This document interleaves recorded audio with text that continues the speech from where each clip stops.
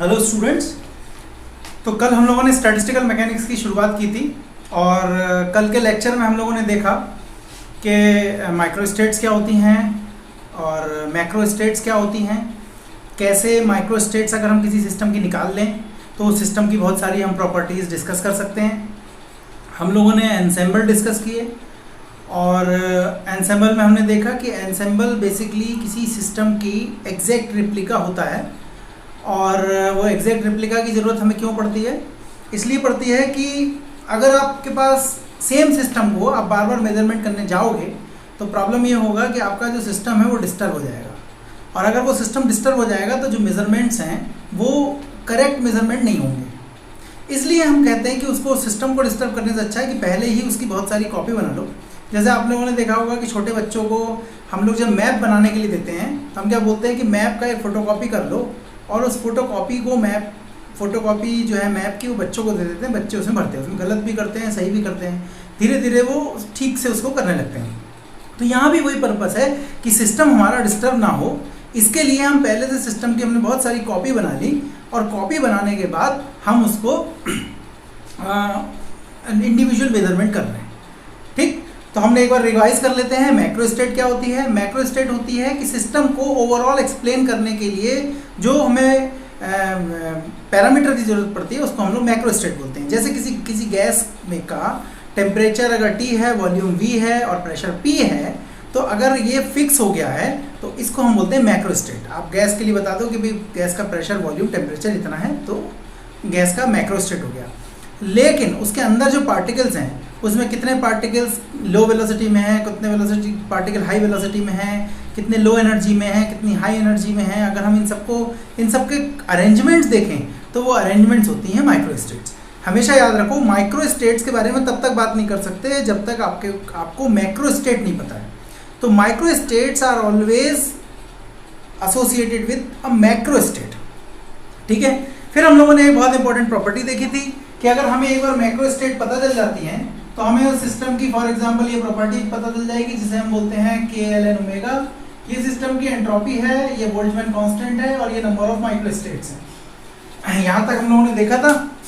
इसके बाद हम लोगों ने देखा था कि माइक्रोस्टेट्स को कैलकुलेट करने का तरीका क्या है।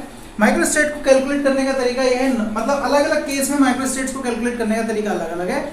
लेकिन जब हम लोग बेसिक तरीके से करते हैं तो हम लोग ऐसे करते हैं कि आप वॉल्यूम लिखते हो। कौन सा वॉल्यूम? DNR और DNQ और D3NP। बेसिकली आप क्या कर रहे हो, आप हमारा जो सिस्टम है वो सिस्टम जो है फेज स्पेस में है। फेज स्पेस में क्यों है? क्योंकि फेज स्पेस एक ऐसा रियल स्पेस होता है, उसमें पार्टिकल जिस फेज से होके जा रहा है उसकी पोजीशन और उसका मोमेंटम दोनों साथ साथ होता है। और किसी सिस्टम को कंप्लीटली डिस्क्राइब करने के लिए हमको एक्चुअली दो ही पैरामीटर की जरूरत है, वो है मोमेंटम और उसका पोजीशन। तो आप देख रहे हो कि ये इससे कर देते हैं। इसके बाद हम लोग इसे डिवाइड कर देते हैं, काय से डिवाइड कर देते हैं? H3n से। क्यों H3n से किया? क्योंकि आप अगर फेज स्पेस में देखो तो फेज स्पेस में दो चीज होती है, एक होता है पोजीशन और दूसरा होता है मोमेंटम। लेकिन अगर आप हाइजेनबर्ग अनसर्टेनिटी प्रिंसिपल की बात करो तो ये जो होता है वो H क्रॉस के बराबर होता है। ठीक है, तो अगर हम सिर्फ डायमेंशन की बात करें तो अगर आप इसकी देखो तो मोमेंटम इनटू पोजीशन का जो प्रोडक्ट है वो आपको वन डायमेंशन में आपको उसका वन डायमेंशन में उसका एरिया, उसका वॉल्यूम देगा वन डायमेंशन में। हालांकि वन डायमेंशन वॉल्यूम होता नहीं है, लेकिन मैं उसको पहले बोल रहा हूँ। अगर आप इसको थ्री डायमेंशन में देखो तो x की पावर भी 3 होगी और p की पावर भी 3 होगी। तो थ्री डायमेंशन में अगर फेज स्पेस में आप अगर वॉल्यूम देखोगे तो वो होगा x क्यूब p क्यूब, तो यहाँ पे हो जाएगा h क्यूब। लेकिन ये वन पार्टिकल की बात हो रही है, अगर n पार्टिकल है तो 3n हो जाएगा। तो ये इसको हम बोलते हैं the smallest volume in the, अगर हम h क्यूब की बात करें तो ये हो गया स्मॉलेस्ट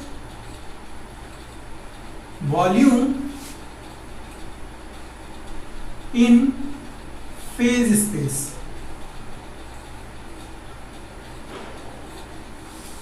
ठीक है, तो ये टोटल नंबर ऑफ माइक्रोस्टेट्स हो गई डिवाइड बाई टोटल वॉल्यूम हो गया, और ये हो गया volume of one cell in the phase space, of course in for n particle. तो ये हमारे पास टोटल हो जाता है नंबर ऑफ माइक्रोस्टेट्स। तो इस तरीके से हमने माइक्रोस्टेट्स निकाली थी। फिर हमने देखे थे कि 3 तरीके के एंसेंबल होते हैं। पहले होते हैं हमारे माइक्रोकैनोनिकल एंसेंबल। माइक्रोकैनोनिकल एंसेंबल की प्रॉपर्टी होती है कि उनमें हमारे पास जो उसकी मैक्रो स्टेट होती है वो एन, वी और ई से रिप्रेजेंट की जाती है। एन, वी और ई से रिप्रेजेंट की जाती है मैक्रो स्टेट। ठीक, N1 नहीं लिखा है, ये N कॉमा लिखा हुआ है। ठीक, तो उसकी जो मैक्रो स्टेट है वो N, V, E से रिप्रेजेंट की जाती है माइक्रो कैनोनिकल एंसेंबल की। माइक्रो कैनोनिकल एंसेंबल की दूसरी बात ये है कि ये सारे जो एंसेंबल होते हैं वो एक दूसरे से impermeable, rigid and non conducting wall से कनेक्टेड होते हैं। मतलब इम्परमिएबल मतलब पार्टिकल का एक्सचेंज अलाउड नहीं है, रिजिड मतलब वॉल्यूम का एक्सचेंज अलाउड नहीं है, और नॉन कंडक्टिंग मतलब एनर्जी का एक्सचेंज अलाउड नहीं है। दूसरे होते हैं हमारे, मैं इनको एक बार और आपको फुल पिक्चर बना के दिखा देता हूं। तो हमारे पास 3 तरीके के एंसेंबल हो गए। एक हो गए माइक्रो कैनोनिकल,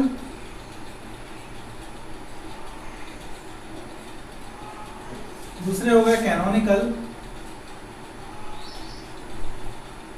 और तीसरे हो गए ग्रैंड कैनोनिकल।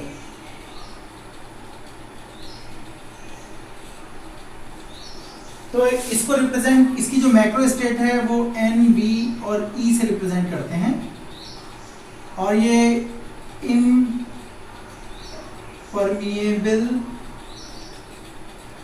रिजिड,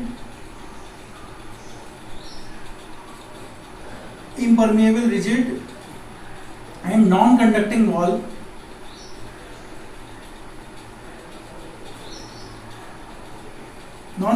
वॉल से सेपरेट होते हैं। दूसरे हमारे जो एंसेंबल होते हैं जिसको हम लोग कैनोनिकल एंसेंबल बोलते हैं, उसका जो मैक्रो स्टेट है वो है एन, वी और टी से रिप्रेजेंट किया जाता है। इसमें भी इम्परमिएबल होती है, मतलब पार्टिकल का एक्सचेंज अलाउड नहीं है, रिजिड होती है मतलब वॉल्यूम का एक्सचेंज अलाउड नहीं है, बट कंडक्टिंग होती है, यानी कि टेम्परेचर का चेंज अलाउड है इसमें, मतलब वो पार्टिकल एनर्जी एक्सचेंज कर सकता है। तीसरे नंबर पे आते हैं हमारे ग्रैंड कैनोनिकल एंसेंबल, और इसको रिप्रेजेंट करने के लिए होता है म्यू, वी और टी। म्यू हमारा केमिकल पोटेंशियल होता है, उसके बारे में थोड़ा और आगे चल के बात करेंगे। इसमें जो वॉल्स होती हैं वो हमारी परमिएबल होती हैं एंड कंडक्टिंग होती हैं। तो मतलब परमिएबल, रिजिड एंड कंडक्टिंग। तो इसमें ये और ये दोनों ही अलाउड होता है एक्सचेंज पार्टिकल। ठीक है, ओवरऑल पिक्चर हुई। इस केस में हमने देखा था कि कैनोनिकल, माइक्रो कैनोनिकल एंसेंबल के केस में हमने देखा था कि जो हमारे सिस्टम है उसके लिए हमने एक प्रॉपर्टी डिफाइन की थी जो कोऑर्डिनेट और मोमेंटम का फंक्शन थी, और ये इस तरीके से थी कि इसकी वैल्यू कांस्टेंट थी। अगर हम एक energy range E minus delta upon 2, अगर हमारा हैमिल्टोनियन जो है वो E प्लस डेल्टा अपॉन 2 की रेंज में रहता है, अगर एनर्जी हमारी इस रेंज में फ्लक्चुएट करती है तो इसको बोलते हैं डेल्टा बाई 2 जो है बेसिकली फ्लक्चुएशन रेंज है। अदरवाइज ये जीरो होता है, मतलब अगर इस रेंज से बाहर हम बात करेंगे तो वो जीरो होता है। तो इस तरीके से हमने सबसे पहले एग्जांपल लिया था अपना क्लासिकल आइडियल गैस का, और क्लासिकल आइडियल गैस के लिए हमने ये कोशिश की थी कि हम ये फंक्शन निकाल के, अच्छा एक बार आपको ये फंक्शन मिल गया तो आप उस सिस्टम की सारी प्रॉपर्टी निकाल सकते हो, जैसे एवरेज एनर्जी निकाल सकते हो या आप एवरेज वेलोसिटी निकाल सकते हो, जो चाहो वो प्रॉपर्टी निकाल सकते हो एक बार अगर आपको ये फंक्शन पता चल गया। ठीक है, तो हम लोगों ने देखा था हमारे पास एक माइक्रो कैनोनिकल में हमने कंसीडर की थी n पार्टिकल की गैस, और उसके पार्टिकल जो थे डिस्टिंग्विशेबल थे। शुरुआत में हमने डिस्टिंग्विशेबल पार्टिकल लिए थे। ठीक है,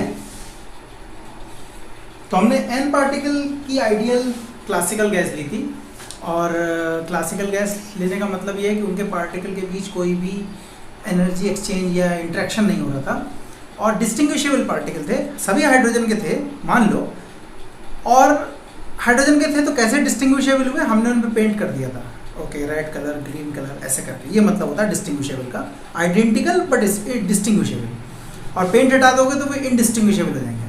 तो हमने देखा कि अगर हम क्लासिकल गैस की एनर्जी को निकाल रहे हैं तो वो जो हमारी काइनेटिक थ्योरी ऑफ गैसेस से आ रही थी वहाँ तक आ रही थी, लेकिन जब हम लोगों ने माइक्रोस्टेट्स कैलकुलेट कर लिया और माइक्रोस्टेट्स कैलकुलेट करने के बाद एंट्रोपी निकाली, तो हमने ये देखा कि अगर दो गैस को तो हमने एक एग्जांपल लेके देखा।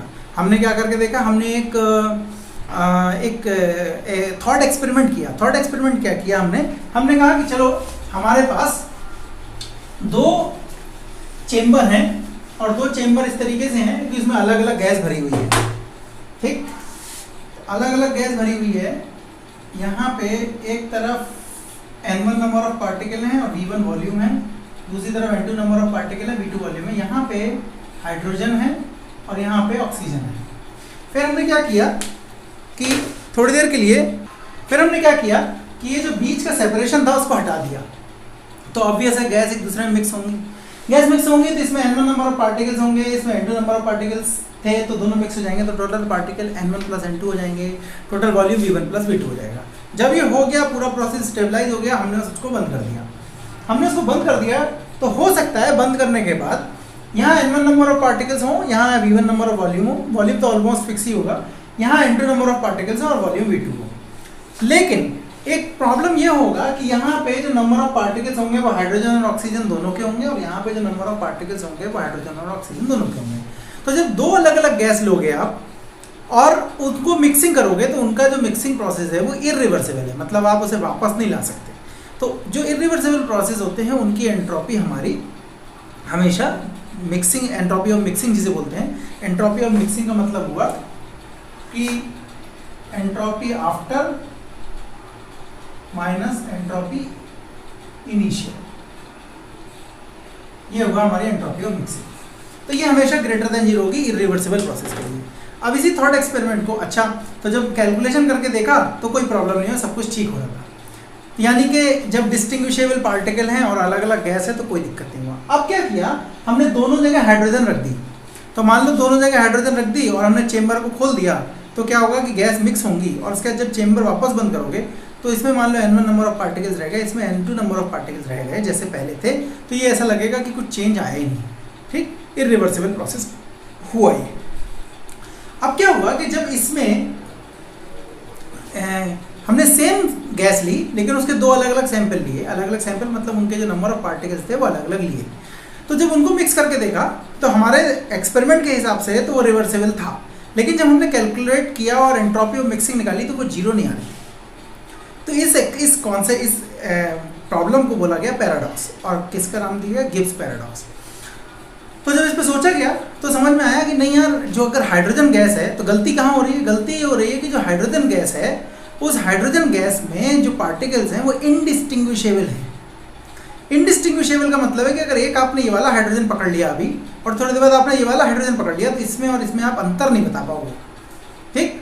तो पता चला कि नहीं यार, जो हमने माइक्रोस्टेट्स कैलकुलेट की थी, तो अगर मैं माइक्रोस्टेट्स का फॉर्मूला लिखूं कि जब हम उनको इनडिस्टिंग्विशेबल मान रहे हैं तो ये हमारी इनडिस्टिंग्विशेबल माइक्रोस्टेट्स हैं और ये हमारी डिस्टिंग्विशेबल माइक्रोस्टेट्स हैं। मतलब जब पार्टिकल डिस्टिंग्विशेबल थे तब ये थी, और जब इनडिस्टिंग्विशेबल थे तो ये थी। तो इनमें एक फैक्टोरियल n का डिफरेंस होता है। और क्यों होता है आप समझ सकते हो, क्योंकि जब पार्टिकल सेम हैं तो उतने पार्टिकल के नंबर के बराबर factorial of that number will be counted in the already counted microstates. तो आपको उनको हटाना पड़ेगा। तो हटाने के लिए फैक्टर मतलब आपके पास अगर सिमिलर आइडेंटिकल टाइप के मॉलिक्यूल्स हैं तो उनको आप फैक्टोरियल n तरीके से अरेंज कर सकते हो। वो अरेंजमेंट अलग नहीं माने जाएंगे, ठीक है, एक ही बार कर सकते हो और वो एक ही जैसा दिखेगा। तो फैक्टोरियल n से डिवाइड किया। जब ये किया तो देखा कि हमारे कैलकुलेशन से जो एंट्रोपी ऑफ मिक्सिंग है वो करेक्ट आ रही थी। तो क्या पता चला, इससे ये पता चला कि अगर हमारे इनडिस्टिंग्विशेबल पार्टिकल हैं तो हमें थोड़ा सा और सोचना पड़ेगा, और अगर डिस्टिंग्विशेबल पार्टिकल तब तो कोई बात नहीं है, क्योंकि हर पार्टिकल को एक्सचेंज करने से जो हमारा चेंज आएगा वो एक नया चेंज होगा। लेकिन अगर आइडेंटिकल पार्टिकल हैं, जैसे हमारे पास ये दो हैं, आप इसमें कोई अंतर नहीं बता पाओगे। तो अगर इनको एक्सचेंज कर दिया तो आपके लिए कोई चेंज नहीं आया इसमें, ये एग्जैक्टली इक्विवेलेंट था इसके, ठीक है। तो ये होते हैं डिस्टिंग्विशेबल, और ये दोनों आइडेंटिकल हैं लेकिन इसमें आप डिस्टिंग्विश नहीं कर पाओगे। और ये दोनों भी आइडेंटिकल है, ठीक, ये दोनों भी आइडेंटिकल है, लेकिन इनमें जब आपने एक्सचेंज किया, आई मीन ये डिस्टिंग्विशेबल है, आपने जब इनको एक्सचेंज किया तो आप इसमें अंतर बता, ये कन्फिग्रेशन अलग है और ये कन्फिग्रेशन अलग है। तो ये बात हुई डिस्टिंग्विशेबल और इनडिस्टिंग्विशेबल पार्टिकल के बारे में। और हमने फिर एक्सट्रीमली रिलेटिविस्टिक गैस भी देखी थी। एक्सट्रीमली रिलेटिविस्टिक गैस में क्या देखा था हमने कि जो हमारा कोई अंतर नहीं आया था, हमने जो माइक्रोस्टेट्स कैलकुलेट की थी ओमेगा, उसमें हमने क्या किया था, वॉल्यूम ऑफ फेज स्पेस लिखा था और वॉल्यूम ऑफ मोमेंटम स्पेस लिखा था, और यहाँ पे h की पावर 3n से हमने मल्टीप्लाई कर दिया था, डिवाइड कर दिया था। बस फर्क इतना है कि रिलेटिविस्टिक होगा तो यहाँ पे c और आ जाएगा, और c क्यों आएगा, आप जानते हो रिलेटिविटी में जो आपका जो मोमेंटम होता है वो नॉर्मल मोमेंटम नहीं होता है, ठीक। तो ये एक अंतर है।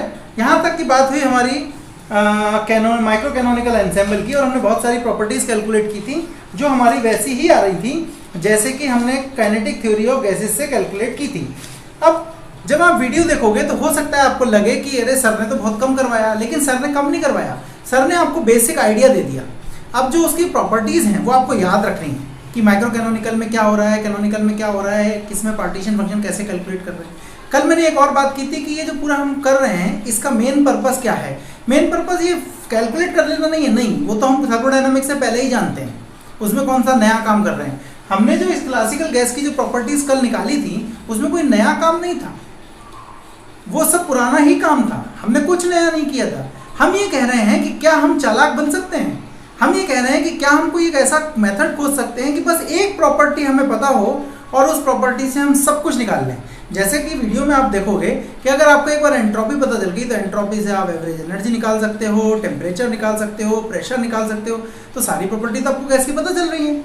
तो आप बोलोगे सर फिर करने की जरूरत क्या है, वो तो हम वहाँ से ऑलरेडी करते आए। नहीं, करने की ज़रूरत है, क्योंकि काइनेटिक थ्योरी ऑफ गैसेस को डील करने के लिए आपको अलग तरीके से डील करना है, ठीक। उसके मेथड अलग है, उसके सोचने का तरीका अलग है, और वहाँ पे कॉम्प्लिकेटेड टी टाइप की चीज़ें हैं, वहाँ ऐसे वन शॉट में नहीं होती हैं। जैसे आप देख रहे थे यहाँ पे कि 1/T del S upon del E कर देने से आपको 1/T मिल जा रहा है, तो आपको PV इक्वल टू NKT मिल गई। तो वो चीज़ उतनी आसानी से वहाँ पे नहीं होती है। एक तो बात ये है, दूसरी बात ये कि we are trying to develop an independent method to find the similar thing which is based on statistical method। वो काय पे मैं बेस्ड था, वो बेस्ड था बेसिक कोलिजन मेथड पे, न्यूटन्स लॉ पे, उस सब पे बेस्ड था। अभी हमारा बिल्कुल वैसा आइडिया नहीं, हमारा एकदम सिंपल आइडिया कि we are trying to use best of statistical method and trying to get the result. That's the aim in this all this lectures, ठीक है। तो हमारी यहाँ तक बात हुई माइक्रो कैनोनिकल एंसेम्बल की। तो आज हम लोग जो हमारा लेक्चर होने वाला है वो होने वाला है कैनोनिकल एंसेम्बल पे। और कैनोनिकल एंसेम्बल हमने पहले से डिस्कस कर लिया है, उसमें क्या क्या होता है, एन, वी और टी। एन, वी, टी मतलब उसकी macro state number of particle, number volume and temperature से डिफाइन होगी। दूसरी बात, उनमें जो वॉल्स हैं वो इम्परमिएबल है, मतलब पार्टिकल का एक्सचेंज अलाउड नहीं है, वॉल्यूम अलाउड नहीं है, रिजिड वॉल्स हैं, बट कंडक्टिंग वॉल्स हैं। मतलब अगर एक को दूसरे से कांटेक्ट में रखा है या एक रिजर्वायर को आपने एंसेम्बल के कांटेक्ट में रखा हुआ है तो वो वहाँ से हीट एक्सचेंज कर सकते हैं, ठीक है। यहाँ तक की बात हुई। तो अब हम लोग फिर से, हमारा वही एम है, चाहे माइक्रो कैनोनिकल एंसेम्बल हो चाहे कैनोनिकल एंसेम्बल हो, हमारा एम वही है कि हम अपने सिस्टम के लिए एक ऐसी प्रॉपर्टी खोजें कि उस प्रॉपर्टी की हेल्प से हम सारी की सारी बाकी की प्रॉपर्टी निकाल लें। तो हम इंटेलिजेंट होने की कोशिश कर रहे हैं, ठीक। तो आज का जो एम है वही है कि हम लोग उसको कैसे करेंगे, ठीक है। तो चलिए अपने माइक्रो कैनोनिकल, हम लोग कैनोनिकल एंसेम्बल शुरू करते हैं। तो हम लोग कैनोनिकल एंसेम्बल शुरू कर रहे हैं। कैनोनिकल एंसेम्बल को एक बार फिर से रिवाइज कर लेते हैं। क्या होता है, माइक्रो कैनोनिकल, जो कैनोनिकल एंसेम्बल होते हैं वो ऐसे होते हैं जिनका मैक्रो स्टेट एन, वी और टी से रिप्रेजेंट किया जाता है। और ये इम्परमिएबल वॉल्स मतलब जहाँ पार्टिकल एक्सचेंज अलाउड नहीं है, रिजिड वॉल मतलब वॉल्यूम चेंज अलाउड नहीं है, एंड कंडक्टिंग वॉल्स जहाँ पे हीट एक्सचेंज अलाउड है होते हैं, and they are in contact with the heat reservoir. तो अगर आपके पास एक हीट रिजर्वायर है तो वो उसके साथ कांटेक्ट में होते हैं एन, वी और टी, ठीक है। इस रिजर्वायर का टेम्परेचर टी मान सकते हो, इसके कांटेक्ट में होते हैं, ठीक। ये तो इसकी डेफिनेशन। अब हम ये पूछ रहे हैं, क्योंकि वो बात कर रहे थे कि जो हमारा रिजर्वायर है जो हमारा एंसेंबल है वो एक रिजर्वायर के कांटेक्ट में है टी टेम्परेचर पे, ठीक है। अब देखिए, अब क्योंकि सिस्टम हमारा जो है वो हीट एक्सचेंज कर रहा है तो वो अलग अलग एनर्जी लेवल में हो सकता है। तो मैंने आपको एक बार फिर से मैं याद दिला दूं, मैं हमारा एम क्या है, हमारा एम है कोई एक ऐसी प्रॉपर्टी निकाल लेना जिस प्रॉपर्टी की हेल्प से हम सारा का सारा प्रॉपर्टी उस सिस्टम का निकाल पाए, ठीक।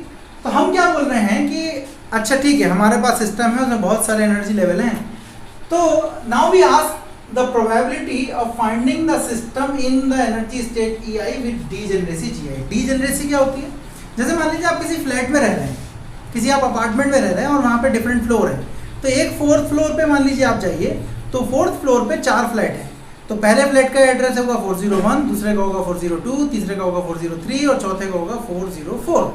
तो ये चारों फ्लैट एक ही लेवल पे हैं लेकिन इनका एड्रेस अलग अलग है।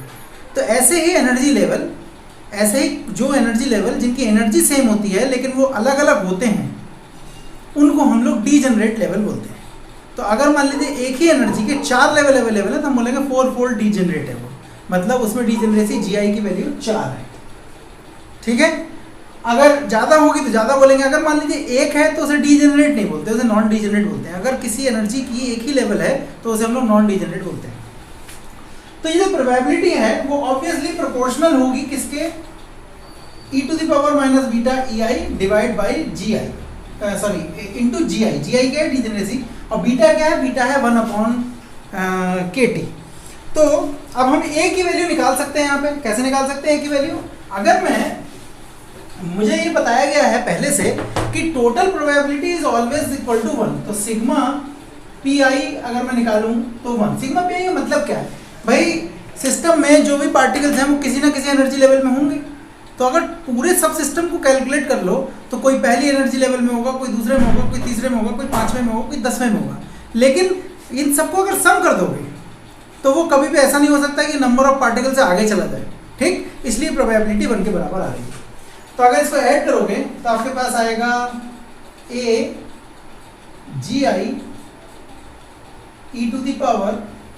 e⁻ beta EI is equal to 1। तो आपको A की वैल्यू मिल गई, यहाँ से A की वैल्यू हो जाएगी जब आप इसको डिनोमिनेटर में ले जाओगे। तो आपके पास जो PI आया वो आया GI e⁻ beta EI upon summation GI e⁻ beta EI। आप एक बात पूछ सकते हो कि सर ये आपने डायरेक्ट कैसे लिख दिया, ठीक है। तो आप पूछ सकते हो कि सर आपने डायरेक्ट कैसे लिख दिया। डायरेक्ट नहीं लिखा एक्चुअली, हम उसकी डिटेल में नहीं गए, ठीक। और जैसे हम बात कर चुके हैं कई बार कि हमारे पास उतना टाइम नहीं डिटेल में जाने का, तो मेन मुद्दे की बात करिए और आगे आ गए। ये अगर हम इस जो हीट रिजर्वायर बनाया था और जो हमारा एंसेंबल बनाया था उसके बीच अगर हम नंबर ऑफ माइक्रोस्टेट्स को कैलकुलेट करते तो हमें समझ में आता है कि वो माइक्रोस्टेट इसी तरीके से किसी एक एक्सप्रेशन के थ्रू निकलेगी, इसलिए ये ऐसा आ रहा है, ठीक है। अच्छा, अगर आप ध्यान से सोचो तो माइक्रोस्टेट्स क्या हैं, क्या माइक्रोस्टेट्स आपको बता रही हैं कि आपके फेवरेबल मेथड कितने हैं। जैसे एक सिक्का है और सिक्के को उछालोगे तो हेड भी आ सकता है, टेल भी आ सकता है, तो फेवरेबल वेज कितने हैं, 2। और sorry total number of ways कितने हैं, 2। कैसे पता, एक हेड एक टेल। अच्छा, अगर माइक्रोस्टेट निकालते थे कॉइन को टॉस करने पे तो कितनी आती थी, एक हेड आती थी, टेल आती थी, 2 से ज़्यादा माइक्रोस्टेट्स नहीं आती थी। तो समझ में आता है कि माइक्रोस्टेट बेसिकली बता रहा है टोटल नंबर ऑफ मेथड्स हैं कितने अवेलेबल, उसमें जो फेवरेबल होंगे अगर आप उनको डिवाइड कर दोगे टोटल नंबर ऑफ मेथड से तो आपको बदल जाएगी प्रोबेबिलिटी। तो बेसिकली यहाँ भी हम लोग प्रोबेबिलिटी निकाल रहे हैं, तो यहाँ पे कहीं ना कहीं वो माइक्रोस्टेट्स का जो कैलकुलेशन है वो गया होगा। इस सब को करने के बाद हम बात करते हैं कि हमारे पास क्या, तो जो इतनी देर से हम लोग बात कर रहे हैं कि क्या एक ऐसी चीज हो जिससे हमारे पूरे सिस्टम की प्रॉपर्टी पता चल जाए, उसको हम लोग नाम दे रहे हैं पार्टीशन फंक्शन। पार्टीशन फंक्शन क्या बताता है कि एक सिस्टम है, उस सिस्टम में बहुत सारे एनर्जी लेवल हैं, तो पार्टीशन सिस्टम ये बताता है, पार्टीशन फंक्शन ये बताता है कि ये जो अवेलेबल एनर्जी लेवल्स हैं, इन एनर्जी लेवल्स में जो हमारे पार्टिकल्स हैं वो कैसे पार्टीशन्ड हैं, मतलब कैसे डिस्ट्रीब्यूटेड है, ठीक, हो सकता है एक लेवल में 2 हो, दूसरे में 5 हो, तीसरे में 1 भी ना हो, ऐसे कर। अब वो कई बार डिपेंड करता है कि क्लासिकल पार्टिकल है या हमारे पास क्वांटम पार्टिकल है, क्वांटम में भी बोसॉन है या फर्मियन है, तो वो अलग अलग बात है। ठीक है, हमारा मतलब कहने का ये है कि पार्टीशन फंक्शन ये बताता है कि जो अवेलेबल एनर्जी लेवल हैं, उन अवेलेबल एनर्जी लेवल में जो हमारा पार्टिकल्स हैं वो किस तरीके से पार्टीशनड हैं या डिस्ट्रीब्यूटेड है। ठीक है, तो हम पार्टीशन फंक्शन की बात करेंगे। एक चीज़ और समझ लो, अभी जो हम बता रहे थे कि आपको जो पी आई हमने लिखा था वो हमने लिखा था G I E to the power minus beta E I लिखा था, और नीचे लिखा था summation G I E to the power beta E I, ये हमने लिखा था। आपको पता है कि अगर नॉन डीजेनरेट होगा, नॉन डीजेनरेट होगा तो जी आई जो हो जाएगा वो 1 हो जाएगा। नॉर्मली हम लोग सोचते ऐसा है कि अच्छा डीजेनरेट नॉन डीजेनरेट है इसका मतलब जी आई 0 होगा। नहीं, जी आई 0 नहीं होगा। जब एक लेवल ही होता है, एक ही एनर्जी होती है, तो हम उसे नॉन डीजेनरेट बोलते हैं। एक से ज़्यादा होता है तो उसे डीजेनरेट बोलते हैं। तो जी आई 1 आ जाएगा नॉन डीजेनरेट की, फॉर्मूला सेम रहेगा। ठीक है, चलिए हम बात करते हैं पार्टीशन फंक्शन की। तो अभी याद रखिएगा कि पार्टीशन फंक्शन जो बात हो रही है वो कैनोनिकल एनसेम्बल के केस में बात हो रही है। तो हम लोग बात कर रहे थे पार्टीशन फंक्शन की, सिस्टम की। तो अगर हमारे पास n पार्टिकल सिस्टम है तो n पार्टिकल सिस्टम का जो पार्टीशन फंक्शन है उसको हम ऐसे लिखते हैं।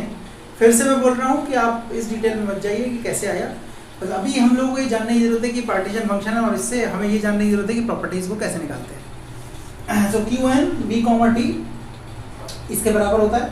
अगर आप सिंगल, अच्छा यहाँ पे जो जी आई है और ई आई है वो मल्टी पार्टिकल्स हैं और उनकी अलग अलग डीजेनरेसी, जो उनकी एनर्जी लेवल है उनकी डीजेनरेसी अलग अलग है। अगर 1 पार्टिकल के लिए लिखोगे तो यहाँ n की जगह 1 आ जाएगा, and you have to write it like this. फॉर्मूले में चेंज नहीं आएगा, बस फर्क कितना पड़ेगा कि जी आई और एप्सिलॉन, जी आई और ई आई जो हैं वो डीजेनरेसी और एनर्जी हो जाएगी सिंगल पार्टिकल के लिए। तो अगर मैं इन दोनों को कंबाइन करके लिखना चाहूँ n पार्टिकल का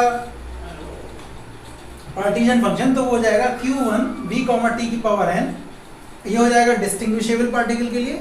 और अगर आपके पास इनडिस्टिंग्विशेबल पार्टिकल है तो इसे फैक्टोरियल n से हमें और डिवाइड करना पड़ेगा। ठीक, याद रखिए ये जो फॉर्मूला है वो हमारा कंटिन्यूअस एनर्जी के केस के लिए नहीं है, ये डिस्क्रीट एनर्जी लेवल है जहाँ पे आई इंडेक्स हम अलग अलग लेवल के लिए यूज कर रहे हैं। अब अगर हमारे पास कंटिन्यूअस लेवल हो जाएगा तो क्या करेंगे, तो अभी मैं बताता हूँ क्या करेंगे। तो अभी जो हम लोगों ने इससे पहले फॉर्मूला देखा था वो हमारे डिस्क्रीट एनर्जी लेवल के लिए था। अगर हमारे पास कंटिन्यूअस एनर्जी लेवल है, मतलब एनर्जी कंटिन्यूअसली चेंज हो रही है, तो जैसे कल हम लोगों ने जब फंक्शन निकाला था, रो निकाला था पिछले वाले क्लासिकल गैस में, तो हमने देखा था कि हमने पूरे फेज स्पेस वॉल्यूम पे इंटीग्रेट किया था। फेज स्पेस का वॉल्यूम कल हमने निकालना आपको सिखाया है, और बस इसको आपको इंटीग्रेट कर देना है। यहाँ पे h की पावर 3n आ जाएगा। ठीक है, और अगर आप वन पार्टिकल सिस्टम के, तो अगर आप सिर्फ इतने की बात करोगे, n को हटा दो इसमें से, तो आपको 1 डायमेंशन का पार्टिकल का वो हो जाएगा पार्टीशन फंक्शन, ये हो जाएगा Q1 की पावर n। ये जो पूरा मैंने लिखा है वो डिस्टिंग्विशेबल पार्टिकल के लिए लिखा है। अगर मेरे पास इनडिस्टिंग्विशेबल पार्टिकल होंगे तो बस मुझे फैक्टोरियल n से डिवाइड करना पड़ेगा। यानी कि अगर यहाँ n पार्टिकल का निकालूंगा तो यहाँ मुझे फैक्टोरियल n से और डिवाइड करना पड़ेगा, जैसे मैंने पहले बताया। ठीक है, अब एक क्विक हम एग्जाम्पल लेते हैं तो आपको समझ में आएगा कि उसे कैसे करना है। तो हमसे क्वेश्चन ये पूछ रहा है कि मान लीजिए कि 2 इंडिपेंडेंट नॉन इंटरेक्टिंग सिस्टम है आई एंड जे। हमको कह रहा है कि 2 नॉन इंटरेक्टिंग इंडिपेंडेंट सिस्टम है आई और जे, और कह रहा है कि show that the partition system of 2 independent या non interacting system is written like this. मतलब अगर हमारे पास 2 सिस्टम हैं, उनका कंबाइंड पार्टीशन सिस्टम अगर हमें लिखना है तो बेसिकली इंडिविजुअल का पार्टीशन फंक्शन निकालो और उनको मल्टीप्लाई कर दो। इस पूरे क्वेश्चन का मतलब ये है। फिर से एक बार बता देता हूँ कि show that the partition function of 2 independent non interacting system I and J is given by this. और इसका मतलब क्या है कि अगर हमारे पास 2 नॉन इंटरेक्टिंग पार्टिकल सिस्टम हैं तो उनका जो कंबाइंड पार्टीशन फंक्शन होगा वो उनके इंडिविजुअल पार्टीशन फंक्शन के प्रोबेबिलिटी के मल्टीप्लिकेशन के बराबर होगा। चलो करके देखते हैं। एक चीज जरा याद कर लेते हैं, हमारे पास जो पार्टीशन फंक्शन था जिसे नॉर्मली हम कभी कभी z से भी दिखाते हैं, z क्या होगा पहले वाले के केस में, summation G I E to the power minus beta E I, ठीक है। अच्छा, और j क्या होगा, j होगा समेशन जी जे, ठीक है, इसको डैश मान लो, जरूरी नहीं है क्योंकि जी आई लगेगा कि एक ही जैसे इंडेक्स है, minus beta E J dash, ठीक है। डैश नहीं भी मानते तो भी चल जाता है क्योंकि आपने इंडेक्स चेंज किया, लेकिन फिर भी अगर आपको डाउट लग रहा है तो इसे हटा सकते हैं हम लोग। तो अच्छा, अगर हम दोनों सिस्टम को कंबाइन कर ले तो नॉन इंटरेक्टिंग सिस्टम है, लेकिन टोटल एनर्जी जो है सिस्टम की वो क्या हो जाएगी, E1 प्लस E2। अच्छा, इसकी अगर मैं बात करूं कि इसमें प्रोबेबिलिटी कितनी होगी पार्टिकल के पाए जाने की, तो वो होगी P I is equal to G I E to the power minus beta E I divide by Z I होगी। यहां पे समेशन ही तो लिखते हैं। अच्छा, पी जे कितनी होगी, मतलब पी जे का मतलब probability that the particle will be find in the state E J is given by G J E to the power minus beta E J upon J जितना। अब आपको पता है कि जब हम लोग, अच्छा, अगर मैं प्रोबेबिलिटी लिखूं इसी तरीके से प्रोबेबिलिटी लिखूं आई जे की, कि what is the probability that a particle will be find in state I and J, that will be some constant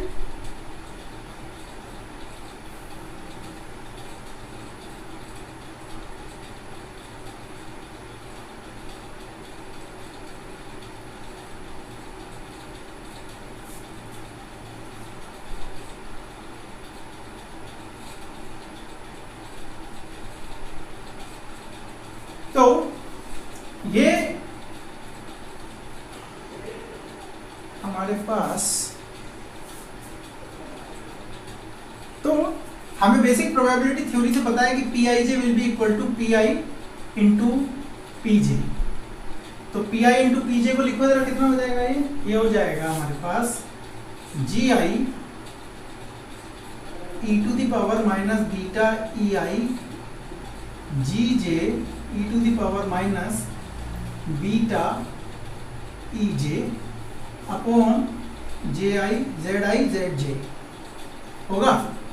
इसको जरा और ध्यान से देखो, जी आई और जी जे को मिला के जी आई जे लिख सकते हैं, ये हो जाएगा E to the power minus beta E I plus E J, और ये हुआ जेड आई जेड जे हुआ। अगर आप देखोगे तो यहाँ पे दो समेशन आएंगे, एक आई पे आएगा और एक जे पे आएगा, जे आई जे जेड में। जे आई कितना बराबर था, इसके बराबर, और जी जेड जे किसके बराबर था, इसके बराबर। अगर इनको मल्टीप्लाई करोगे तो जी आई जी जे भी आएगा, इनको मिला के आप जी आई जे भी लिख सकते हो, ठीक है। बस समेशन दो बार आएंगे, एक आई पे और एक जे पे। तो ये ऐसे बिहेव कर रहा है जैसे एक सिंगल पार्टीशन फंक्शन हो और जो आई जे के बराबर हो। तो इससे हम ये बोल सकते हैं। तो इसका मतलब ये हुआ, ये सिर्फ यहां तक नहीं रुका, इसका मतलब अगर आपके पास नॉन इंटरेक्टिंग पार्टिकल है, एक आइडियल गैस है, आइडियल गैस के सारे पार्टिकल नॉन इंटरेक्टिंग होते हैं। अगर आप इंडिविजुअल पार्टिकल का फंक्शन लिख पाओ,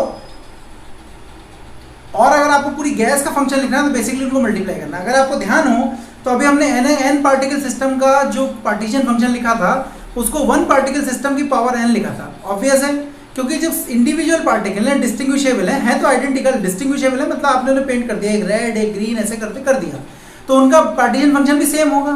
तो जब उन्हें मल्टीप्लाई करोगे तो वो सब टू दी पावर एन हो जाएगा। तो जो Q N is equal to Q one to the power जो एन था वो वहीं से आया, जैसे जो हम लोग अभी इसके बारे में बात कर रहे हैं, ठीक है।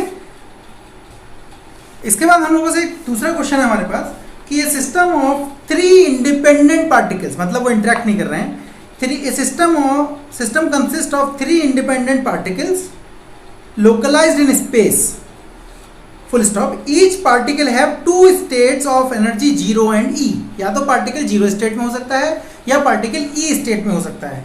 So when the system is in thermal equilibrium with a heat bath eight temperature T, calculate its partition function.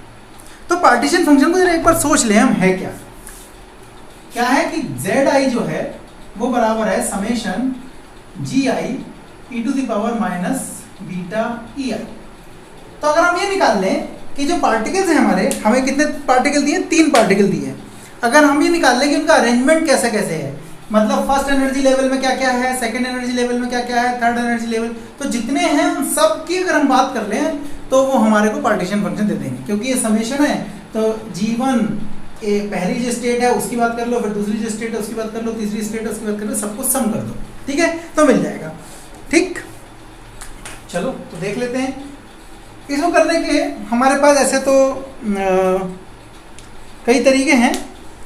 एक तरीका हमारे पास जो सिंपल है वो क्या है कि पार्टिकल के पास, हमारे पास 3 पार्टिकल हैं, 3 पार्टिकल हैं। नॉन इंटरेक्टिंग पहले ही बोल दिया है।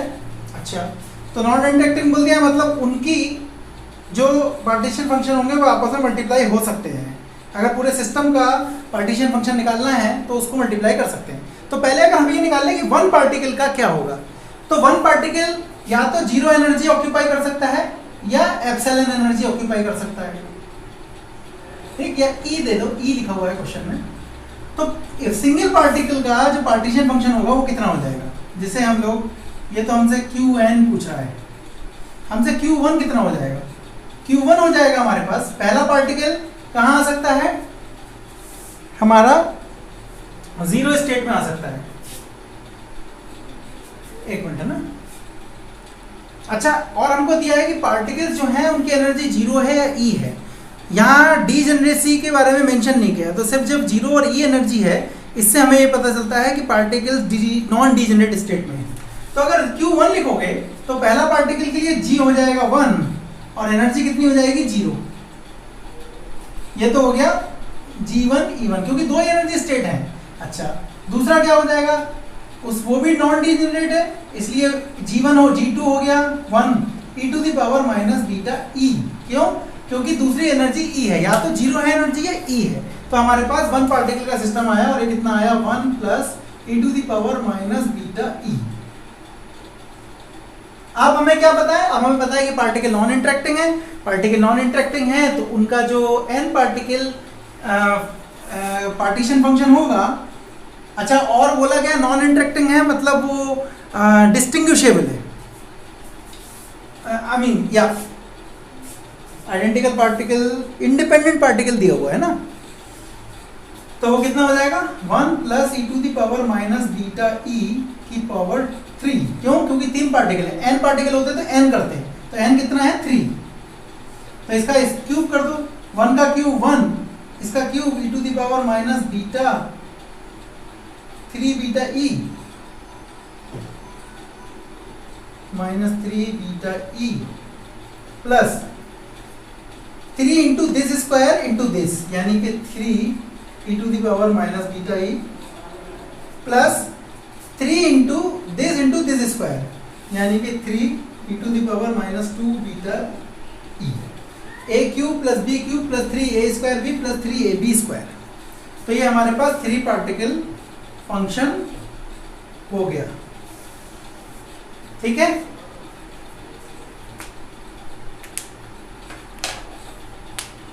ठीक है, एक तरीका ये हो गया निकालने का। अब दूसरा तरीका देखते हैं क्या है, इसके लिए मिटा रहा हूं मैं इसको। तो कल जब हम लोग अपना क्वेश्चन कर रहे थे वो सिक्के वाला, तो हमने देखा कि पहले तो हमने उसके बेसिक मेथड से उसे कैलकुलेट कर लिया। बेसिक मेथड से कैलकुलेट करने के बाद फिर हमने एक फार्मूला भी डिराइव किया था, और फार्मूला डिराइव करने से हमको पता चला कि पार्टिकल हमारे किस तरीके से डिस्ट्रीब्यूट हो सकते हैं। तो दोनों मेथड थे, और दोनों मेथड यूजफुल इसलिए थे कि जब छोटा नंबर ऑफ मेथड हो, छोटा नंबर ऑफ पार्टिकल्स हैं, तो हम उनकी माइक्रोस्टेट्स ऐसे ही कैलकुलेट कर लेते हैं। लेकिन अगर पार्टिकल का नंबर लार्ज हो जाएगा तो हमें माइक्रोस्टेट्स बनाने में बहुत दिक्कत हो जाएगी और हम उसे नहीं कर पाएंगे। तो उससे तरीका ये है कि हमारे पास कोई फार्मूला होना चाहिए। तो दोनों बातें इधर से उधर जाती रहती हैं। अगर नंबर ऑफ पार्टिकल्स कम है तो हम अपना बेसिक मेथड यूज़ कर सकते हैं, और अगर नंबर ऑफ पार्टिकल्स ज़्यादा हैं तो हम अपना फार्मूला यूज़ कर सकते हैं। ठीक है, तो अभी हमने आपको फार्मूला यूज़ करके दिखा दिया, अब हम बेसिक मेथड बताते हैं। तो हमारे पास नंबर ऑफ स्टेट्स यहाँ लिखी हैं, ये टोटल ये एनर्जी स्टेट लिखी है, टोटल एनर्जी लिखी है, और ये डीजेनरेसी लिखी है। देखिए, हमें बताया गया है कि 3 पार्टिकल हैं और तीनों डिस्टिंग्विशेबल हैं, अलग अलग हैं, इंडिपेंडेंट हैं। तो मान लिया पार्टिकल एबीसी है और बोला गया दो ही एनर्जी स्टेट है, एक जीरो है और दूसरी ई है, और कुछ नहीं बोला गया है। ये नहीं बोला है कि एक एनर्जी स्टेट में कितने पार्टिकल आ सकते हैं कितने नहीं आ सकते, मतलब बाकी सब फ्री है। अगर कोई ऐसी बात होती तो अलग से बताते, तो नहीं बताया। तो आप देखें यहाँ पे कि पहली कंडीशन ये हो सकती है कि तीनों पार्टिकल जीरो स्टेट में हो। अगर तीनों पार्टिकल जीरो स्टेट में हो तो टोटल एनर्जी कितनी हो गई? जीरो। तो जब तीनों पार्टिकल जीरो स्टेट में है तो ई स्टेट में कितने पार्टिकल होंगे? जीरो। तो टोटल एनर्जी कितनी हो गई? जीरो। लेकिन ये कितने तरीके से हो सकता है? सिर्फ एक तरीके से हो सकता है, तो डी एनर्जी 1 हो गई। ठीक है। अब दूसरा बात ये हो सकती है कि हो सकता है कि दो पार्टिकल जीरो स्टेट में हो और एक पार्टिकल ई स्टेट में हो। ठीक है। तो अगर ए बी जीरो में होगा तो सी इधर होगा, बी सी इधर होगा तो ए इधर होगा, सी ए इधर होगा तो ये भी होगा। क्योंकि ये दो जीरो स्टेट में है और एक वन स्टेट में है तो टोटल एनर्जी हुई ई। और ऐसा कितने तरीके से हो सकता है? 3 तरीके से, तो डीजेनरेसी हुई 3। अब देखो, हो सकता है कि एक पार्टिकल जीरो स्टेट में हो बाकी के दो यहाँ पे हो, जो इसका जस्ट अपोजिट है, तो भी तो एनर्जी टोटल हुई 2E, क्योंकि दो पार्टिकल ई स्टेट में है और एक पार्टिकल जीरो स्टेट में है। और ये कितने तरीके से हो सकता है? 3 तरीके से, तो डीजेनरेसी 3 हो गई। चौथा हो सकता है कि जीरो स्टेट में एक भी पार्टिकल ना हो और ई स्टेट में तीनों पार्टिकल हो, उस केस में हमारी टोटल एनर्जी हो जाएगी 3, लेकिन ये पॉसिबल होगा एक ही तरीके से। ठीक है। तो ये क्या है कि हम लोग बेसिकली नंबर ऑफ मेथड्स अपने कैलकुलेट कर लिए। अब अगर मुझे Qn लिखना है तो Qn क्या होता है? Summation GR e to the power minus beta ER। तो एक एक करके देखते हैं। पहली एनर्जी कितनी है? 0। रीजनरेसी कितनी है? 1। तो कितना हो जाएगा? 1 e to the power 0 plus degeneracy कितनी है? 3। और एनर्जी कितनी है सिस्टम की? 3 ही नहीं होगी भैया, एक बार में तो एक ही बहुत पॉसिबल होगी, या तो ये पॉसिबल होगा या ये पॉसिबल होगा या ये पॉसिबल होगा, है ना। तो ये हो गया बीटा ई। तीसरा हो सकता है टोटल एनर्जी 2E के बराबर हो, तो ये हुआ degeneracy 3 e to the power minus 2 beta E. और हो सकता है कि 3E के बराबर हो, तो रीजनरेसी हुई 1 और e to the power minus beta E. ये एक्सप्रेशन बिल्कुल वही आ गया जो हमने थोड़ी देर पहले फॉर्मूले से कैलकुलेट किया था। अब आप बोलोगे सर ये तो बहुत आसान है, इसको तो हम ऐसे कर लेते हैं। बिल्कुल कर सकते हो, लेकिन जब नंबर ऑफ पार्टिकल्स बढ़ने लगेंगे तो आपकी हालत खराब हो जाएगी इसको करने में। तो हमारे पास फार्मूला भी होना चाहिए। छोटे को हम बेसिक तरीके से कर लेंगे और बड़े को हम फार्मूले से कर लेंगे। ठीक है। चलिए बात को थोड़ा और आगे बढ़ाते हैं। और अब हमारे पास एक क्वेश्चन है, जिस क्वेश्चन में हमको बोला गया है कि हमारे पास consider a system of 2 identical particles. 2 particle दिए हुए हैं और आइडेंटिकल है। आइडेंटिकल का मतलब इलेक्ट्रॉन। चाहे इलेक्ट्रॉन आपको हाइड्रोजन से निकला हो, चाहे नाइट्रोजन से निकला हो, हीलियम से निकला हो, you can't differentiate between 2 electrons.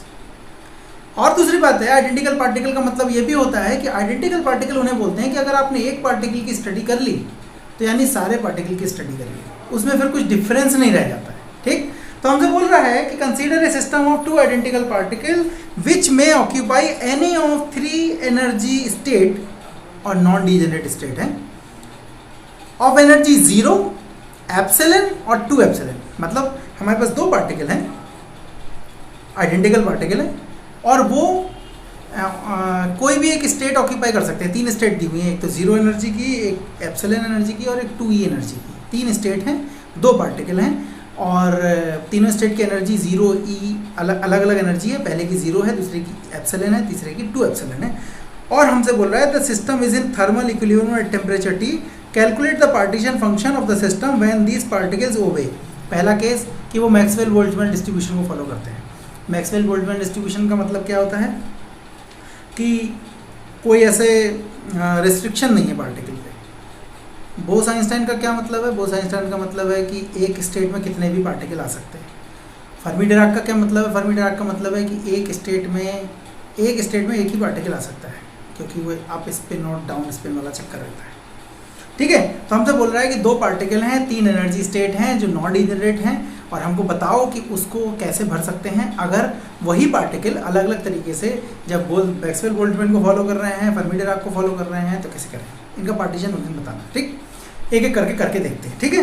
तो बेसिकली कुछ नहीं करना है, जैसे जो टेबल हमने बनाई थी उस टेबल को हमें एक बार ध्यान से बनाना है कि वो जो स्टैटिस्टिक्स के बेसिक रूल हैं उनको फॉलो करना पड़े। ठीक है, चलिए करके देखते हैं। ठीक है, तो हमारे पास प्रॉब्लम ये है कि दो पार्टिकल हैं, आइडेंटिकल हैं, 3 स्टेट्स हैं, एक की एनर्जी 0 है, दूसरे की ई एप्सिलॉन है, तीसरे की 2 एप्सिलॉन है, तीनों नॉन डिजिटेड स्टेट हैं। अब हम बात करना है कि मैक्सवेल बोल्ट्जमैन डिस्ट्रीब्यूशन में उसको कैसे फिट करेंगे। Maxwell Boltzmann distribution classical particle को फॉलो करता है, और क्लासिकल पार्टिकल केस में ये इनडिस्टिंग्विशेबल वाला कुछ नहीं होता है।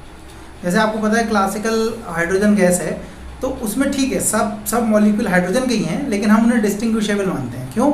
हम उनको पेंट कर रखते हैं, हम बोलते हैं कि पेंट कर दिया, ये ग्रीन है, ये येलो है, ये रेड है, या मान लो उनके ऊपर नंबर चिपका दिया 1 2 3 4 5। आइडेंटिकल है लेकिन डिस्टिंग्विशेबल है। तो पार्टिकल हमने मान लिया कि ए बी है, एक पार्टिकल ए है, एक पार्टिकल बी है। तो क्या क्या पॉसिबल वे हो सकते हैं? हो सकता है दोनों पार्ट। अच्छा, दूसरी बात, रेस्ट्रिक्शन नहीं है पार्टिकल पे, कोई भी पार्टिकल कितनी भी एनर्जी स्टेट में जा सकता है। तो हो सकता है कि दोनों पार्टिकल 0 एनर्जी स्टेट में हो। तो जब 2 ही पार्टिकल हैं, दोनों भर गए तो बात खत्म हो गई। तो टोटल एनर्जी यहाँ कुछ नहीं आएगा, यहाँ कुछ नहीं आएगा, टोटल एनर्जी 0 हुई, और ये सिर्फ एक तरीके से हो सकता है, तो बात खत्म हो गई। अब क्या है कि जैसे हो सकता है कि ए यहाँ पे हो और बी यहाँ पे हो, और तीसरे में कोई पार्टिकल ना हो सकता है बी यहाँ पे हो, ए यहाँ पे हो, क्योंकि ये डिस्टिंग्विशेबल है ना, तो उनका अलग अलग कॉन्फ़िगरेशन को अलग अलग काउंट करना पड़ेगा। तो ये इसकी एनर्जी हुई 0 और इसकी एनर्जी हुई ई, ठीक, क्योंकि या तो ये हो रहा होगा या ये हो रहा होगा, तो टोटल एनर्जी हुई ई, और टोटल मेथड हुए, टोटल नंबर ऑफ वेज हुए 2।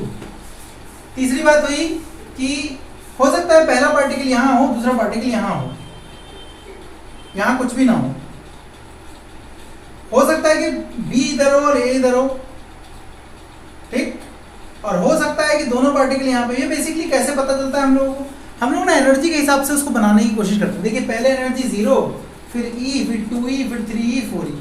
तो ये जो अरेंजमेंट है वो एनर्जी के बेसिस पे किया है, ठीक है, क्योंकि आप देख रहे हो कि जो एनर्जी है वो ऐसा डिस्क्रीट टाइप की एनर्जी है, ठीक। तो 2e के मतलब 0 एनर्जी के कितने कॉन्फ़िगरेशन पॉसिबल है? 1। एप्सिलॉन एनर्जी के कितने कॉन्फ़िगरेशन पॉसिबल है? इस तरीके से, और वो है 2। 2e एनर्जी के कितने पॉसिबल हैं? 3, और वो कौन से हैं? ये 3e एनर्जी कितने तरीके से हो सकती है कि इधर इधर कोई पार्टिकल ना हो, एक पार्टिकल इधर हो, एक पार्टिकल इधर हो, तो इसकी एनर्जी है 2 और इसकी एनर्जी है 1, तो टोटल हुई 3e। इसी तरीके से इनको अगर एक्सचेंज कर दोगे तो ये b हो जाएगा, ये हो जाएगा, और ये टोटल मेथड हो जाएंगे 2। तीसरा तरीका है, चौथा है कि भाई एनर्जी 4e हो, ठीक। तो ये 0, यहाँ कोई पार्टिकल नहीं, यहाँ कोई पार्टिकल नहीं, यहाँ पे दोनों पार्टिकल आ गए। अगर दोनों यहाँ आ गए तो टोटल एनर्जी होगी 4e और ये हो गया 1। अब इसके बाद कोई भी मेथड और पॉसिबल नहीं है इसको भरने का, ठीक। तो अब तुम्हें अगर पार्टीशन फंक्शन इसका निकालना है तो तुम्हारे लिए बहुत इजी हो जाएगा। कैसे? क्योंकि तुम्हें पता है कि डिस्ट्रीब्यूशन क्या है किस एनर्जी का, बस अपना पार्टीशन फंक्शन वाला फॉर्मूला इसमें लगा दो। तो मैं इसको मिटा रहा हूँ क्योंकि मुझे कितनी ज़रूरत है? मुझे इसकी ज़रूरत है, बस एनर्जी की ज़रूरत है और डीजेनरेसी की ज़रूरत है। तो इतने पोर्शन को मिटा देता हूँ।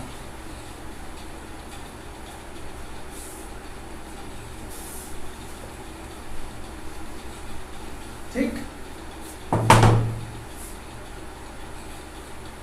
तो जो मेरे पास मैं लिखूंगा वो क्या लिखूंगा?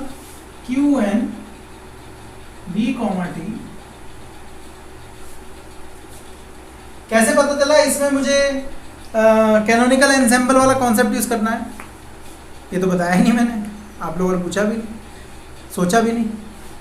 हमको ये बोला गया है कि सिस्टम एक हीट रिजर्वायर के कांटेक्ट में है। तो जैसे ही उसने बोला हीट रिजर्वायर के कांटेक्ट में है, इसका मतलब हमें समझ जाना चाहिए कि वो जो सिस्टम है वो हमारा कैनोनिकल सिस्टम है, ठीक है। ये इसी से पता चलता है।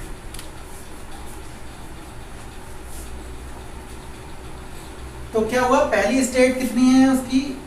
ये होता है समेशन। कैनोनिकल के केस में होता है GI e to the power minus beta EI। तो पहले स्टेट की डिजेनेरेसी 1 है और माइनस 0 हो जाएगा। अच्छा, एक और बात बता दूं, आप लोग सोच रहे होंगे कि यार सर इधर तो GI कुछ दिया नहीं था एनर्जी लेवल का, आपने GI कहाँ से निकाल लिया? पहले तो दिया गया था एनर्जी स्टेट डीजनरेट है। बिल्कुल सही बात है, एनर्जी स्टेट डीजनरेट है, मतलब इंडिविजुअल ये एप्सिलॉन एनर्जी की एक ही मेथड है। लेकिन जब हम पार्टीशन फंक्शन निकालते हैं तो हमें निकालना पड़ता है कि जो एनर्जी का डिस्ट्रीब्यूशन है वो कितने तरीके से है। ठीक है। अगर सिंगल पार्टिकल होता तो हमें सीधे देखना पड़ता कि भाई एक ही एनर्जी कितनी लेवल है, तो हमें GI यहाँ पे जो यूज़ हो रहा होता वो वाला यूज़ हो रहा होता कि एक एनर्जी कितनी डीजेनरेसी लेवल है। लेकिन हम बोल रहे हैं कि एप्सिलन जी इतनी एनर्जी के कितने मेथड अवेलेबल है या कितने तरीके अवेलेबल है, 1, इतने एनर्जी के कितने मेथड अवेलेबल है, 2, इसलिए वहाँ पे हम लोग उसको यूज़ कर रहे हैं। तो कंफ्यूज होने की कोई ज़रूरत नहीं है। अच्छा, दूसरा क्या है, 2 मेथड अवेलेबल हैं और एनर्जी कितनी है, 2, एनर्जी कितनी है, बीटा एप्सिलन। अच्छा, 2 एनर्जी के 3 मेथड अवेलेबल हैं, यानी कि 3 e to the power minus 3 beta epsilon, sorry 2 beta epsilon. और इसके 2 मेथड अवेलेबल हैं, तो हो गया 2 e to the power minus 3 beta epsilon, और 4 का एक ही है तो हुआ e to the power minus 4 beta epsilon. तो ये हमारा मैक्सवेल बोल्ट्जमैन डिस्ट्रीब्यूशन के हिसाब से हमारा वो हो गया, ठीक है। अच्छा, अगर मान लो इसे हम बेसिक मेथड से निकालते तो कैसे निकालते, तो पहले देख लेते 1 पार्टिकल का कितना पार्टीशन फंक्शन होगा। 1 पार्टिकल का पार्टीशन फंक्शन होगा हमारे पास, या तो 0 में रह सकता है, तो अब देखो जब 0 एनर्जी स्टेट की बात कर रहे हो तो इन तीनों की डीजेनरेसी 1 1 1 है, तो 1 into e to the power 0 plus 1 into e to the power minus beta epsilon plus 1 into e to the power minus 2 beta epsilon. और कितने पार्टिकल हैं, 2, तो ये हुआ हमारे पास 1 plus e to the power minus beta epsilon plus e to the power minus 2 beta epsilon square. a plus b plus c का whole square जो होता है वो होता है a square plus b square plus c square power की power 4 plus 2ab 2 plus 2bc plus 2ca।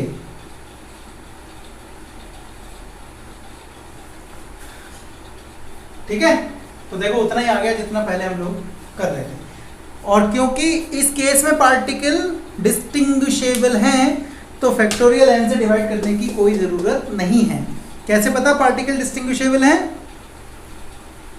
क्यों, क्योंकि हम मैक्सवेल इस समय पार्टिकल मैक्सवेल बोल्ट्जमैन डिस्ट्रीब्यूशन को फॉलो कर रहे हैं, और जो पार्टिकल मैक्सवेल बोल्ट्जमैन डिस्ट्रीब्यूशन को फॉलो करते हैं उनको हम लोग क्या बोलते हैं, क्लासिकल पार्टिकल या डिस्टिंग्विशेबल पार्टिकल। ठीक है, चलिए अब हम बात करते हैं कि अगर मान लो, अच्छा total number of state, total number of वो निकाल सकते हो माइक्रो स्टेट्स कितनी, 1 2 3 3 6 3 9। ठीक है, अब हम इसी बात को थोड़ा आगे बढ़ाएंगे, लेकिन बात करेंगे बोस-आइंस्टाइन की। बोस-आइंस्टाइन में क्या होते हैं, आइडेंटिकल पार्टिकल देखो इधर भी थे लेकिन वो डिस्टिंग्विशेबल थे, लेकिन जो बोस-आइंस्टाइन है उसमें पार्टिकल डिस्टिंग्विशेबल नहीं रह जाएंगे। जो क्वांटम पार्टिकल होते हैं दे आर नॉट डिस्टिंग्विशेबल। ठीक, तो यानी कि अब ए भी नहीं ले सकते, अब ए ही लेना पड़ेगा। ठीक, लेकिन मजे की बात ये है कि बोस-आइंस्टाइन में कोई रिस्ट्रिक्शन नहीं है हमारे ऊपर, तो we don't mind and we can continue with that. ठीक है, चलो तो एक बार करके देखते हैं बोस-आइंस्टाइन के लिए। तो अब हम लोग बात कर रहे हैं बोस-आइंस्टाइन की। बोस-आइंस्टाइन में पार्टिकल आइडेंटिकल होते हैं और इनडिस्टिंग्विशेबल होते हैं। ठीक है, तो अब फिर से वैसे ही सोचेंगे कि टोटल एनर्जी क्या क्या हो सकती है, 0 एप्सिलन 2 एप्सिलन 3 एप्सिलन 4 एप्सिलन, और अगर 5 एप्सिलन होता तो भी। ठीक, हम आगे तक भी सोच सकते थे अगर हमारे पास पार्टिकल होते। ठीक है, तो सबसे पहले क्या हो सकता है, 0 एनर्जी कब मिलेगी, कितने पार्टिकल हैं, 2। अगर सारे पार्टिकल 0 एनर्जी स्टेट में जाए टोटल एनर्जी कितनी हो जाएगी, 0। तो दोनों इधर आ गए। ए क्यों लिखा, क्योंकि अब डिस्टिंग्विशेबल नहीं रहे, इनडिस्टिंग्विशेबल हो गए। अच्छा, ये तो एक तरीके से हो गया। अब एप्सिलन एनर्जी कब मिलेगी, एप्सिलन एनर्जी मिलेगी जब एक पार्टिकल यहाँ हो जाए, क्योंकि 2 ही पार्टिकल हैं। एक पार्टिकल जैसे ही इसमें आया एनर्जी एप्सिलन हो गई, अब और कोई चॉइस नहीं, इधर एक हो गया, दूसरा कहीं तो जाएगा। अब सोच सकते हो कि इधर क्यों नहीं गया, इधर जाता तो एनर्जी 2 ही हो जाती, तो इधर कुछ नहीं जाएगा, इधर जाएगा। ठीक, तो ये एनर्जी एप्सिलन हो गई। अब 2 एप्सिलन कैसे होगा, 2 एप्सिलन 2 तरीके से हो सकता है कि एक तो इसमें चला जाए 0 में और दूसरा 2e में चला जाए। 2 ही पार्टिकल है, इसके बाद पार्टिकल नहीं है, एक तरीका हो गया। दूसरा ये कि दोनों पार्टिकल इसमें चले जाएं। क्यों चले जाएं, क्योंकि बोस-आइंस्टाइन में कोई रिस्ट्रिक्शन नहीं है कि एक लेवल में कितने पार्टिकल जाएंगे। तो ये 2e का हो गया, और ये दो तरीके से पॉसिबल है, तो ये 2 हो गया डीजेनरेसी। अच्छा, 3 एनर्जी कैसे हो सकती है? एक ही तरीका है, 2 + 1 3 होता है, तो एक इधर चला जाए, इधर चला जाए, इधर कोई भी ना जाए, ये तो 3 की एनर्जी हो गई। 4 कैसे होगा? 2 पार्टिकल हैं और एक स्टेट है, इसकी एनर्जी 2 है, यानी कि दोनों पे दोनों इसमें आ जाए, बाकी सब में किसी में कोई पार्टिकल ना रहे, तो हमारे पास 4 ही एनर्जी हो गई। ठीक, बस अगर आपको पार्टीशन फंक्शन लिखना है तो अब तो आप सीधे सीधे लिख सकते हो। कैसे लिख सकते हो? मिटा देता हूँ थोड़ा सा, हमें तो इतने पोर्शन की जरूरत है।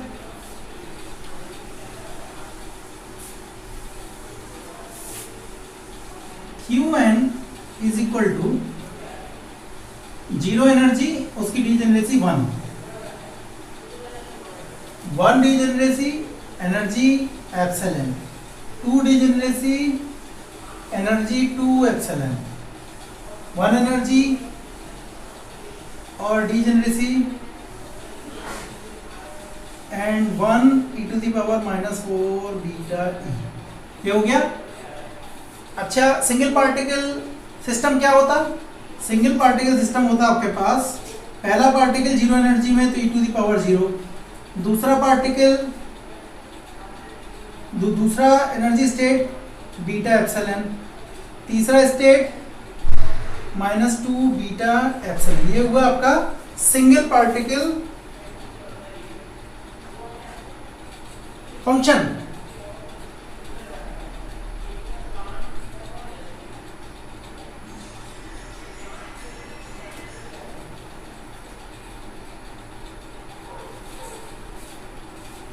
ठीक है, तो अब हम लोग तीसरा केस जो देखेंगे वो देखेंगे फर्मी डिराक डिस्ट्रीब्यूशन का। और फर्मी डिराक डिस्ट्रीब्यूशन का प्रॉब्लम ये है कि पार्टिकल आइडेंटिकल है, लेकिन एक स्टेट में एक पार्टिकल से ज़्यादा नहीं आ सकता। एक और चीज़ है कि इसमें अगर आपको नंबर ऑफ माइक्रोस्टेट्स कैलकुलेट करनी हो तो आप देख रहे हो कि जो डीजेनरेसी है, जो GI है, वो हमारे पास कितनी है?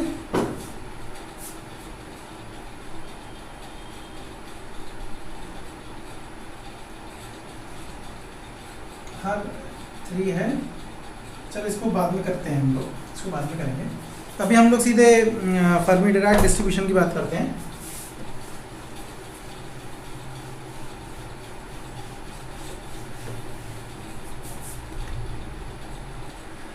तो अगर हम फर्मी डिराक डिस्ट्रीब्यूशन की बात करें तो पार्टिकल आइडेंटिकल हैं और वो एक स्टेट में एक से ज़्यादा पार्टिकल नहीं हो सकते, तो हमारी मजबूरी होगी। अब जैसे जैसे एक बढ़ता जाएगा उसके बाद हम चुप बैठते जाएंगे। तो ठीक है, तो पहला भर गया इसमें, तो अब इसमें दूसरा नहीं भर सकता, तो दूसरा या तो यहाँ भरेगा या यहाँ भरेगा। तो चलो यहाँ भर गया, तो यहाँ भर गया तो टोटल बात खत्म हो गई, यहाँ एक भी पार्टिकल नहीं आया, टोटल एनर्जी हो गई एप्सिलॉन। अच्छा, दूसरे केस में जब यहाँ आ गया एक पार्टिकल, तो यहाँ नहीं आके यहाँ आया, तो टोटल एनर्जी हो गई 2e, तो ये भी बात खत्म हो गई क्योंकि 2 पार्टिकल भर गए। तीसरे केस में यहाँ एक भी नहीं आया, एक यहाँ आया, एक यहाँ आया, तो टोटल एनर्जी हुई 3। और अगर इसका पार्टीशन फंक्शन लिखने की कोशिश करोगे तो वो आएगा 1 e⁻⁻ beta epsilon plus 1 e⁻⁻2 beta epsilon plus 1 e⁻⁻3 beta epsilon. ठीक, तो सबसे ज़्यादा जो डर हम लोगों को लग रहा था वो लग रहा था इसी के केस में, और यही सबसे ज़्यादा सरल निकला। ठीक है, तो ये बात हो गई हमारी कि कैसे हम लोग इसको सॉल्व करेंगे।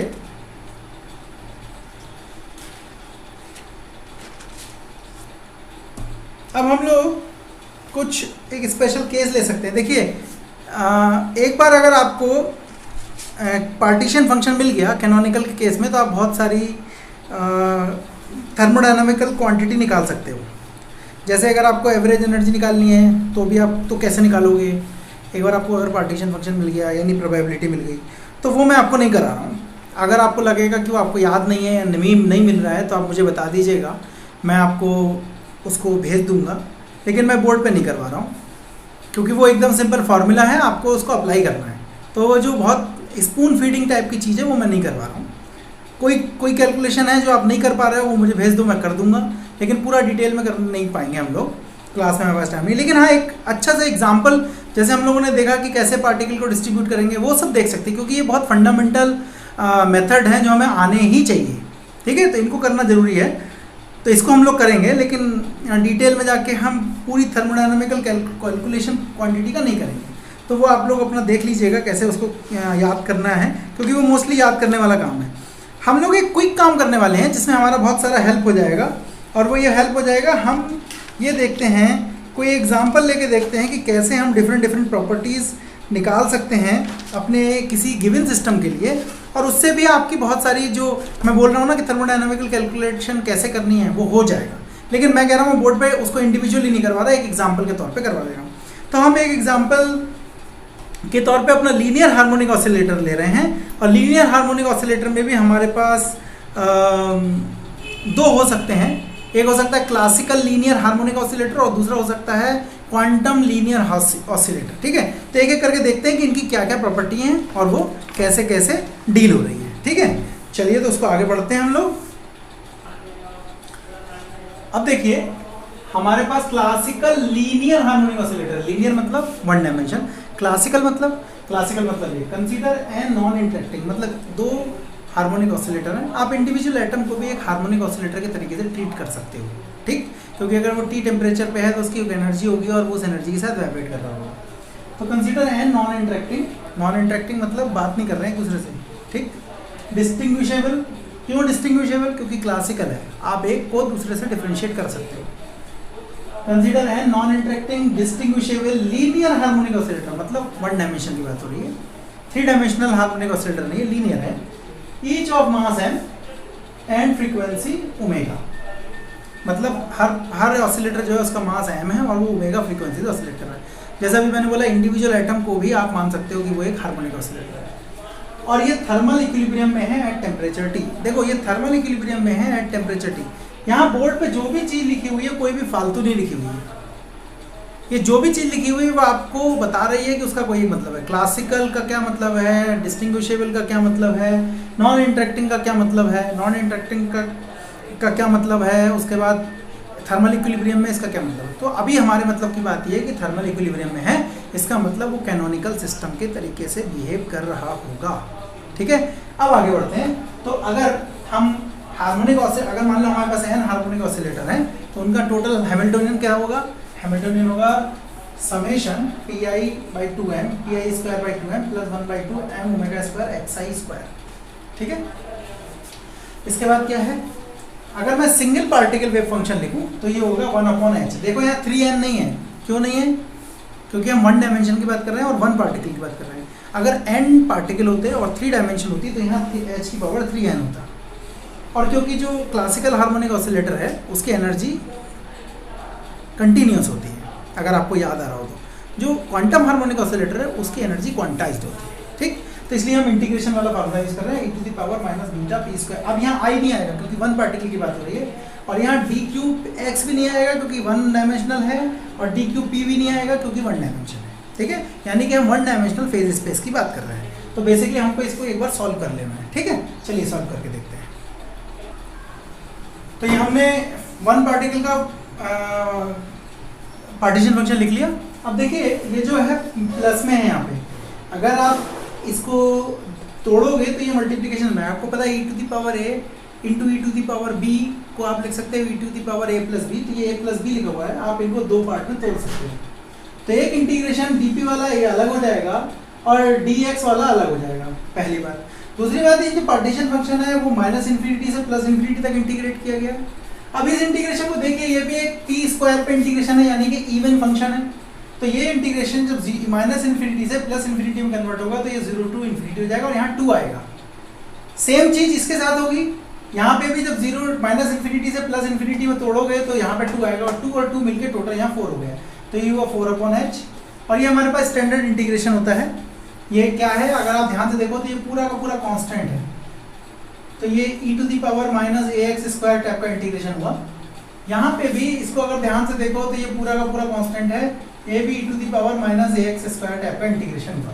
ये हमारा स्टैंडर्ड इंटीग्रेशन है, आपको किसी बुक में देखने के लिए मिल जाएगा। इसको सॉल्व करोगे तो आपके पास ये आएगा 2π/h⁻³ और अगर आप 2π को इसके साथ अकोमोडेट कर दो तो आपको क्या मिलेगा 1/h cross beta omega.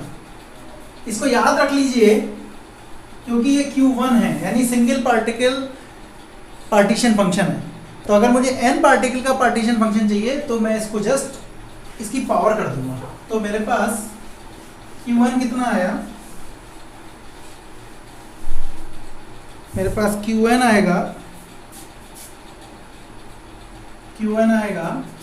1/h cross beta omega की पावर n। बीटा हमारा किसके बराबर है, KT 1/KT के बराबर है। तो ये हुआ KT/h cross omega to the power n, ये आ गया Qn। तो जो हमारा मेजर पर्पस था वो हमने सॉल्व कर लिया। ठीक है, अब हम क्या कर सकते हैं, बहुत सारी थर्मोडायनामिक प्रॉपर्टी निकाल सकते हैं। जैसे हमारे पास एक थर्मोडायनामिक प्रॉपर्टी होती है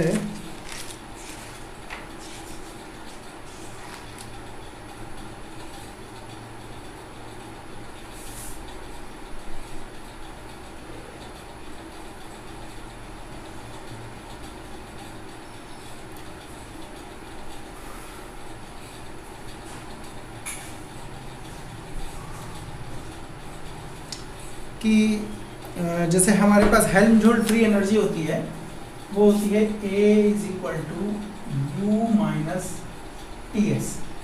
तो इस A - U - TS, A जो दिया हुआ है, इसकी हेल्प से हम लोग बहुत सारा अपना फिजिकल प्रॉपर्टी निकाल सकते हैं। ये आप लोगों ने थर्मोडायनामिक्स से सीखा होगा। तो अब पार्टीशन फंक्शन और A में क्या रिलेशन होता है वो देख लीजिए आप। जो हमारा पार्टीशन फंक्शन होता है, A जो होता है वो होता है -KT ln Qn। ठीक है, तो अगर आप Qn का लॉग लोगे तो ये A जो हो जाएगा वो हो जाएगा NKT ln KT/h cross omega. ये आपके पास हमारे लिए A हो जाएगा। अब देखिए A से हम क्या क्या कर सकते हैं। अगर मैं माइनस साइन को इसके साथ अकोमोडेट करूं तो ये हो जाएगा A = NKT ln h cross omega upon KT, ये हो जाएगा। ठीक है, अब हमारे पास बहुत सारी प्रॉपर्टीज हैं जो हम A के थ्रू निकाल सकते हैं। ठीक, मैं ये एज्यूम कर रहा हूँ कि ये सब आपको पता है। मैं आपको सिर्फ बता रहा हूँ कि कैसे डील करते हैं हम अपने कैनोनिकल, ग्रांड कैनोनिकल और माइक्रो कैनोनिकल एंसेम्बल को। बेसिकली मैं आपको ये बता रहा हूँ। तो जैसे आपको U निकालना है, U मतलब एवरेज एनर्जी, तो वो हो जाएगा हमारे पास, वो उसका फार्मूला होता है KT² del/del T ln Qn। Basically आपको अगर इसको T को बाहर रखो, ठीक, तो आपको Q तो ऑलरेडी मिल ही गया है, तो ये हो जाएगा। अगर आपको प्रेशर निकालना है तो वो होगा del/A/del V, और वो 0 होगा इस केस में। क्यों? क्योंकि वॉल्यूम पे डिपेंडेंट नहीं है। तीसरी चीज हो सकती है केमिकल पोटेंशियल, जो होता है del/A/del N, जो आएगा आपके पास KT ln h cross omega upon KT। इसमें अगर n से मल्टीप्लाई, n से डिवाइड करो तो ये हो जाएगा आपके पास A/N। ठीक, अच्छा,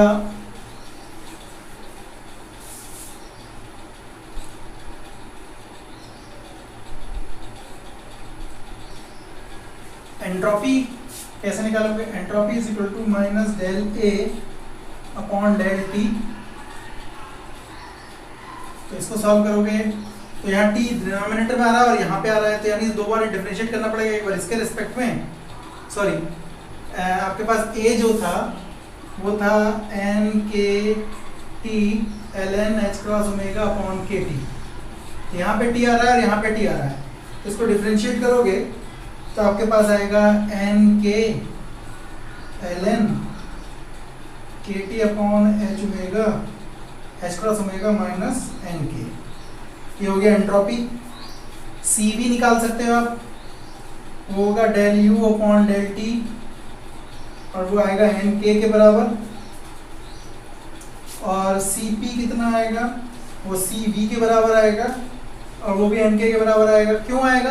क्योंकि ये वी से इंडिपेंडेंट है, तो जो वर्क डन होता था पी डी वी वो तो होगा नहीं क्योंकि वॉल्यूम डिपेंडेंट है नहीं, इसलिए सी पी और सी वी जो है इक्वल होंगे।